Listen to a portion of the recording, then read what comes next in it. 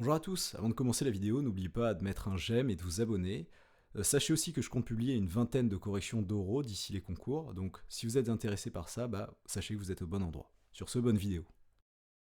En 1755, Buffon, physicien français, propose une estimation de l'âge de la Terre en se basant sur le refroidissement des boulets de canon.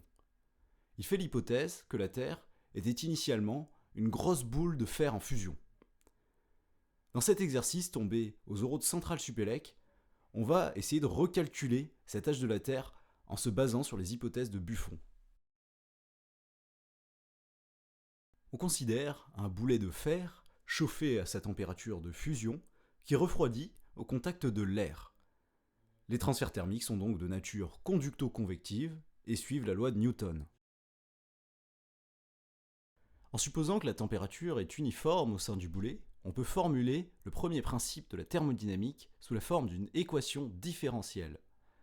Cette équation différentielle se simplifie en une équation différentielle sur θ, avec θ qui vaut la différence de température entre la température du boulet et la température ambiante. On peut introduire un temps caractéristique pour cette équation différentielle qui vaut ρRc sur 3h.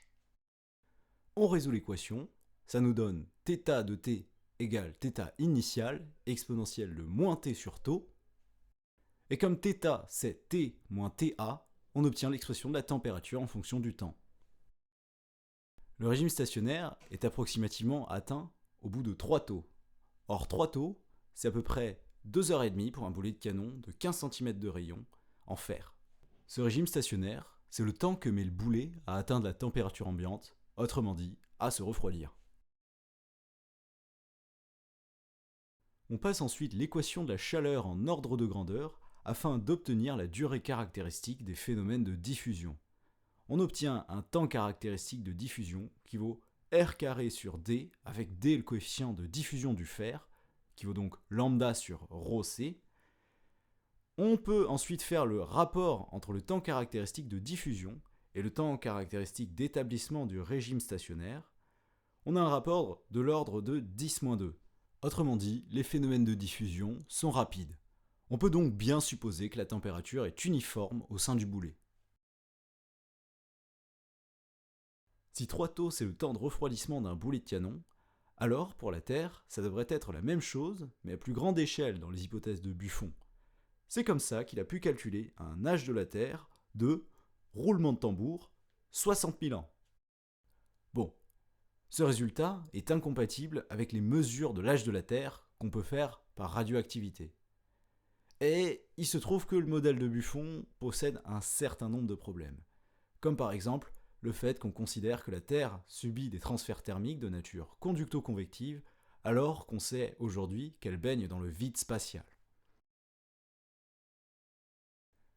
On peut donc corriger le modèle de Buffon en considérant que la Terre se refroidit non pas par convection, mais par rayonnement, suivant la loi de Stefan Boltzmann.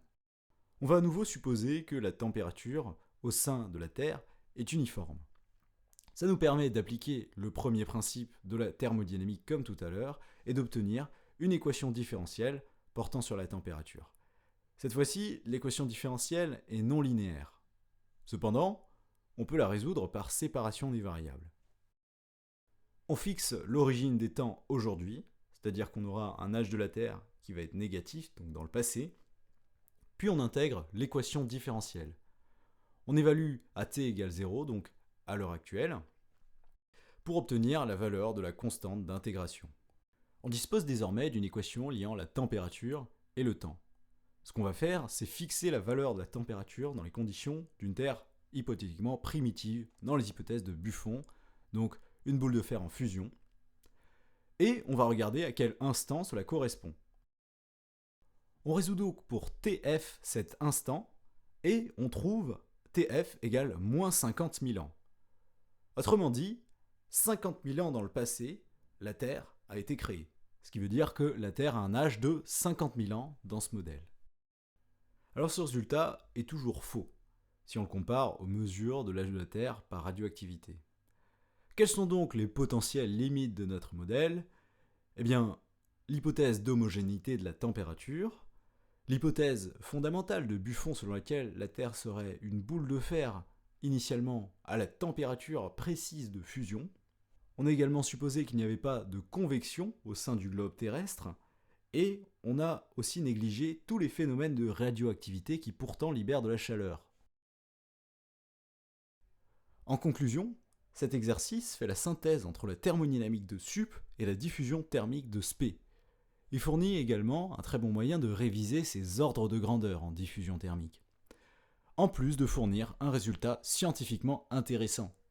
Si vous voulez aller plus loin sur ces méthodes de détermination de l'âge de la Terre par thermodynamique, je mets en description un article qui détaille le raisonnement de Lord Kelvin pour calculer l'âge de la Terre. Il a trouvé quelques millions d'années, ce qui n'est donc toujours pas la valeur de 4,2 gigannées qu'on a à l'heure actuelle, mais qui est plus précise que les modèles que je viens de présenter là.